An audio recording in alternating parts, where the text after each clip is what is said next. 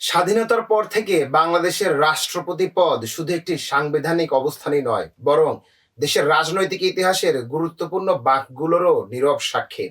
মুক্তিযুদ্ধের অস্থায়ী সরকার, সামরিক শাসন, রাষ্ট্রপতি শাসিত ব্যবস্থা থেকে সংসদীয় গণতন্ত্র, প্রতিটি অধ্যায়ে রাষ্ট্রপতির পদে এসেছে পরিবর্তন।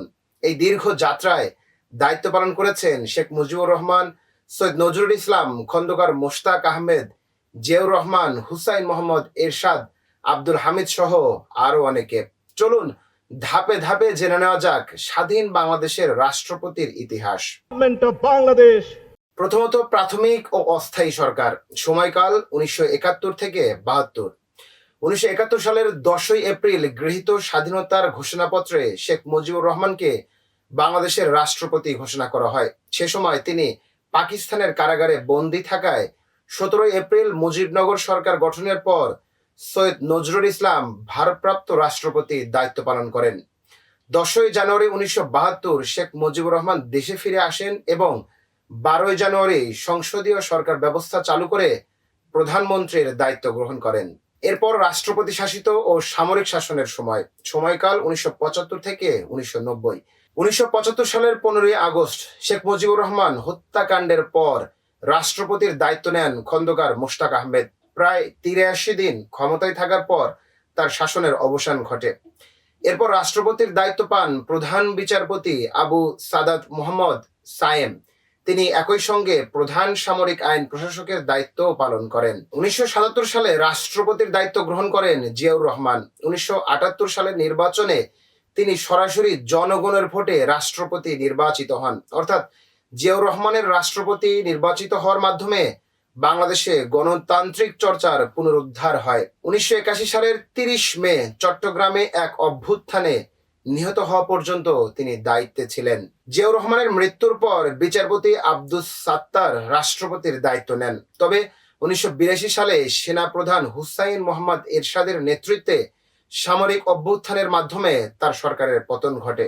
অভ্যুত্থানের পর বিচারপতি AFM আহসানউদ্দিন চৌধুরী রাষ্ট্রপতি হন। পরে 11ই ডিসেম্বর 1983 সালে রাষ্ট্রপতির দায়িত্ব গ্রহণ করেন হুসাইন মোহাম্মদ এরশাদ। দীর্ঘ প্রায় 7 বছর ক্ষমতায় থাকার পর 1990 সালের গণ আন্দোলনের মুখে তিনি পদত্যাগ করেন। এরপর আসে সংসদীয় গণতন্ত্রের যুগ। সময়কাল 1991 থেকে বর্তমান। 1990 সালের রাজনৈতিক পরিবর্তনের পর বিচারপতি শাহাবুদ্দিন আহমেদ অন্তর্বর্তী সরকারের প্রধান হিসেবে রাষ্ট্রপতির দায়িত্ব পালন করেন। পরে 1991 সালে সংসদীয় ব্যবস্থা পুনর্প্রবর্তিত হয়। 1991 থেকে 1996 সাল পর্যন্ত রাষ্ট্রপতির দায়িত্ব পালন করেন আব্দুর রহমান বিশ্বাস। 1996 সালে বিচারপতি শাহাবুদ্দিন আহমেদ পুনরায় রাষ্ট্রপতি নির্বাচিত হন এবং 2001 সাল পর্যন্ত দায়িত্ব পালন করেন। এরপর 2001 সালে রাষ্ট্রপতি হন অধ্যাপক AQM বদরুদ্দোজা চৌধুরী। 2002 সালে পদত্যাগের পর রাষ্ট্রপতির দায়িত্ব গ্রহণ করেন অধ্যাপক ইয়াজউদ্দিন আহমেদ, যিনি 2009 সাল পর্যন্ত দায়িত্ব পালন করেন। 2009 সালে রাষ্ট্রপতি নির্বাচিত হন জিল্লুর রহমান। দায়িত্ব পালনরত অবস্থায় 2013 সালে তিনি মৃত্যুবরণ করেন। এরপর 2013 সালে রাষ্ট্রপতির দায়িত্ব গ্রহণ করেন মোহাম্মদ আব্দুল হামিদ। তিনি টানা 2 মেয়াদে 2023 সাল পর্যন্ত দায়িত্ব পালন করে দেশের ইতিহাসে সবচেয়ে দীর্ঘ সময় রাষ্ট্রপতির দায়িত্ব পালনকারীদের একজন হন। 2023 সালে রাষ্ট্রপতির দায়িত্ব গ্রহণ করেন মোহাম্মদ শাহাবুদ্দিন আহমদ চুপ্পু, যিনি বাংলাদেশের 22তম রাষ্ট্রপতি। 2024 সালে ছাত্রদের অভ্যুত্থানের সুবাদে বাংলাদেশের ইতিহাসে 3 সরকার প্রধানকে শপথ পড়ানো একমাত্র রাষ্ট্রপতি তিনি।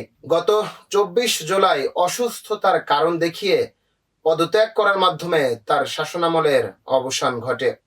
বর্তমানে ভারপ্রাপ্ত রাষ্ট্রপতি হিসেবে দায়িত্ব গ্রহণ করেছেন বাংলাদেশের সাবেক ফুটবলার এবং দায়িত্বরত স্পিকার মেজর হাফিজ উদ্দিন আহমদ।